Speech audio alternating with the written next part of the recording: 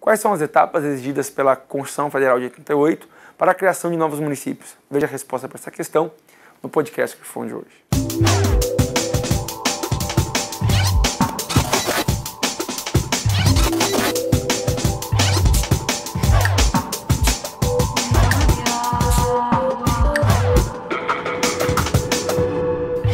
A Constituição Federal de 88 inovou na história do direito constitucional brasileiro ao reconhecer expressamente a autonomia aos entes federados municipais. Desde sempre presentes na história da construção do Estado brasileiro, os municípios somente em 88 adquiriram de modo inegável e inquestionável a condição de entes federados autônomos. Acompanhando a consagração da autonomia municipal, assistiu-se também um endurecimento das regras da Constituição relacionadas à criação de municípios. A Constituição Federal passou a exigir 4 etapas para a criação de novas entidades federativas municipais. E quando eu falo criação de novos municípios, isso independe do processo ou modalidade de criação. Pode ser por meio de fusão, por meio de desmembramento, por meio de anexação de um município em relação a outro município, ou independência mesmo de áreas pertencentes a determinados municípios. Essas 4 etapas estão dispostas de modo bastante claro no artigo 18, parágrafo 4º da CF. Dentre as etapas, destaca-se a primeira etapa. A Constituição Federal exige que a criação de município por parte dos estados apenas ocorra dentro de um período que será fixado por uma lei complementar federal.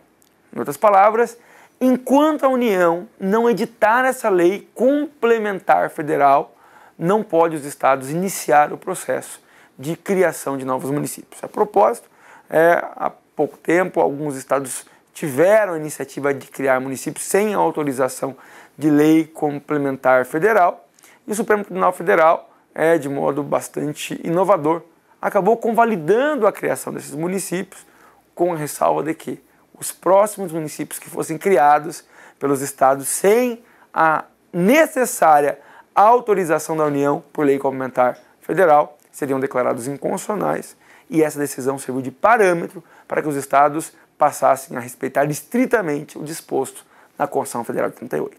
Então, uma vez editada a lei complementar federal, que vai fixar qual é o período que os estados terão para criar novos municípios, caso assim deseje, nós passamos para a segunda etapa. A segunda etapa exige a elaboração de um estudo de viabilidade municipal. É reconhecida a crônica situação de insuficiência de receitas públicas vividas por muitos dos municípios brasileiros.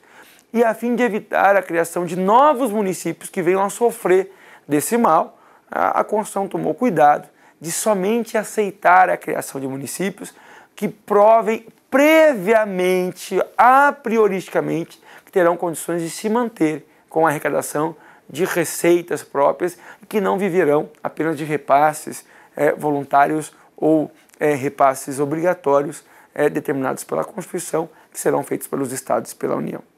A terceira e penúltima etapa requer uma consulta prévia à população dos municípios envolvidos nesse processo de criação.